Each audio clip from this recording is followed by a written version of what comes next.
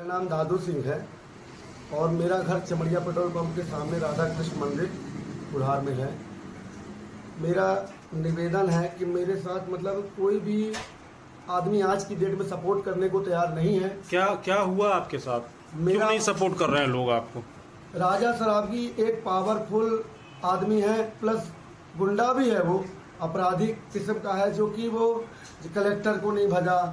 कैलाश सिंघानिया और भी कई लोग हैं प्रतिष्ठित व्यापारी, जो उनसे एनी टाइम टारगेट बना के रखता है उनको कि नहीं मैं ऐसा करूँगा वैसा करूँगा। अभी मैं पहले उसका काम करता था, 5 साल पहले करता था, छोड़ दिया हूँ 5 साल से काम में, क्योंकि भाई उनके काम सारे अनलीगल है। उनके काम करने में केस ही केस होते हैं और पैसा तो ठीक है मगर केस भी तो होते हैं। मेरी 2 बेटियां हैं, एक बच्चा है। मैं 5 साल पहले से ही कुछ भी ऐसा नहीं, मैं अपने ट्रैक्टर या ट्रक 709 इनको चलवा के ट्रैक्टर रेता गिट्टी से काम करता हूँ। राजा सराबगी ने दुश्मनी बस बद्री पांडे के साथ आके इनोवा में मेरे घर के सामने ऑफिस है, उस पे फायर किया।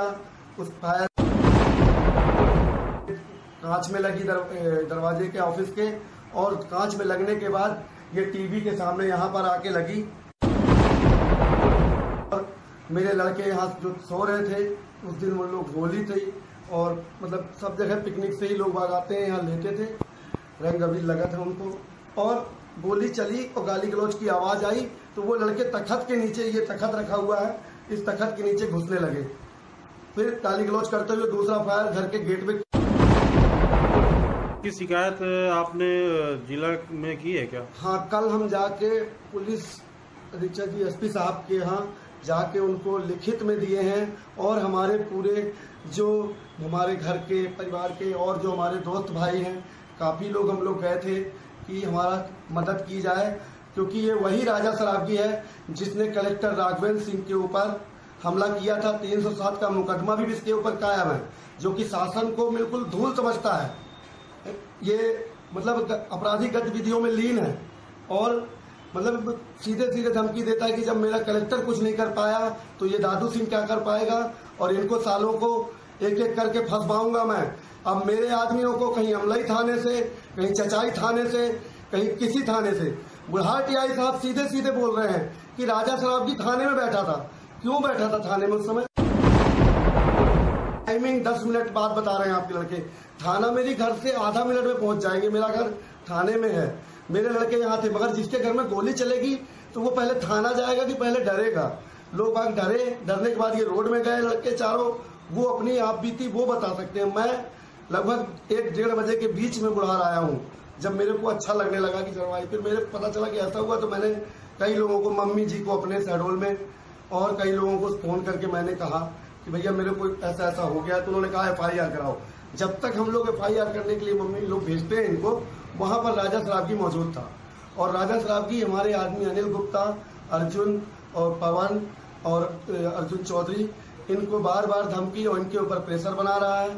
मेरे ऊपर प्रेशर आ रहा है, कह रहा है कि मैं 5-5 लाख रुपए दे के जब बाउंड भर के जमानत कर लिया हूँ तो दादू सिंह को मार दो। कहाँ पे बाउंड कर लिया है? ये चाहे झूठी बात हो चाहे सही बात हो, पूरे शहर में बाउंड भरने की हल्ला है कि हमने एसपी साहब के पास बाउंड भरा है। एसपी साहब बोल रहे हैं कि कोई दिक्कत, जो बातें हैं मैं अपने कैसे कहूँगी, ना मैं कोई बना के बोल रहा हूँ ना ऐसा है। मगर राजा सराबगी कुख्यात बहुत ही क्रिमिनल माइंड का आदमी है, और ऐसे आदमी को तो ऐसे चुनाव में रहने ही नहीं देना चाहिए। तुरंत में इसको अरेस्ट कर देना चाहिए, क्योंकि इसके रहने से आने वाले चुनाव में बहुत ज्यादा फर्क पड़ने वाला है। और एक टाइप के ये अपने आप को बाहुबली समझते हैं कि ये, चाहे वो रिलायंस में भी कोई काम हो, चाहे कहीं भी हो, ये सब जगह इन्हीं का रहता है टारगेट। आज प्रकाश पाठक हैं, इन लोग हैं, सब राजा सेठ का काम करते हैं। गणेश सिंह क्रेशर वाला कल मेरे को धमकी दे रहा था।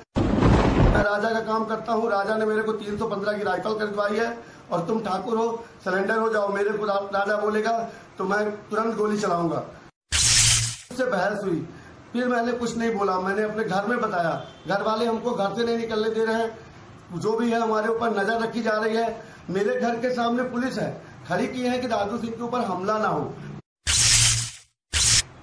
जैसा कि कल मैं गया था एसपी साहब से निवेदन करने और लिखित में रिपोर्ट करने गया था सारी चीज़ों की घटनाक्रम की ये सारे दस्तावेज तो पुलिस को इकट्ठा करने चाहिए, मगर मैं खुद इकट्ठा करके और समस्त चीज़ें एसपी साहब के यहाँ देने गया। मेरे को देख के अच्छा लगा कि एसपी साहब ने, एडिशनल साहब ने मुझे आश्वासन दिया कि नहीं, मैं उसको शाम को 5 बजे तक कार्रवाई करूँगा। और उसके बाद बाहर निकला तो मैं देखा कि करीब 20-25 मीडिया वाले थे, तो मेरे को लगा कि हाँ मेरी सुनवाई होगी।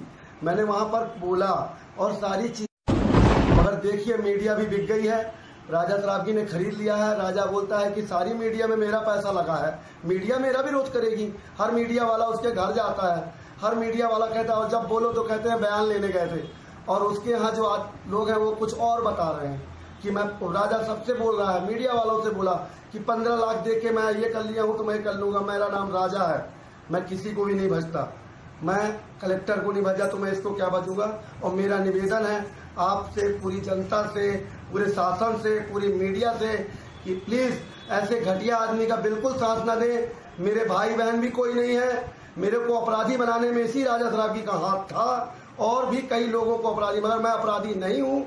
न मेरे खिलाफ कोई ऐसे केस हैं, 1-2 केस हैं जो कि राजा सराबगी जैसे है अपराधी, जैसे नरेंद्र शुक्ला, उसने मेरे ऊपर फायरिंग की थी और पैसा लेके पुलिस और सब प्रशासन ने मेरे ऊपर 307 का मुकदमा कायम किया।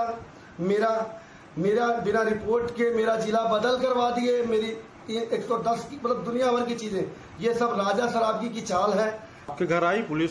एक बार भी मेरे घर पुलिस नहीं आई, जबकि मेरे लोग बार बार बुढ़ार थाना, बार बार हर जगह जा के परेशान हो गए हैं, फोन लगाते हैं, कोई मतलब ऐसा हो ही नहीं रहा है, बिल्कुल दिमाग काम कर नहीं रहा है, समझ में नहीं आ रहा है। मेरे को लग रहा है कि मेरे को आत्महत्या करनी पड़ेगी।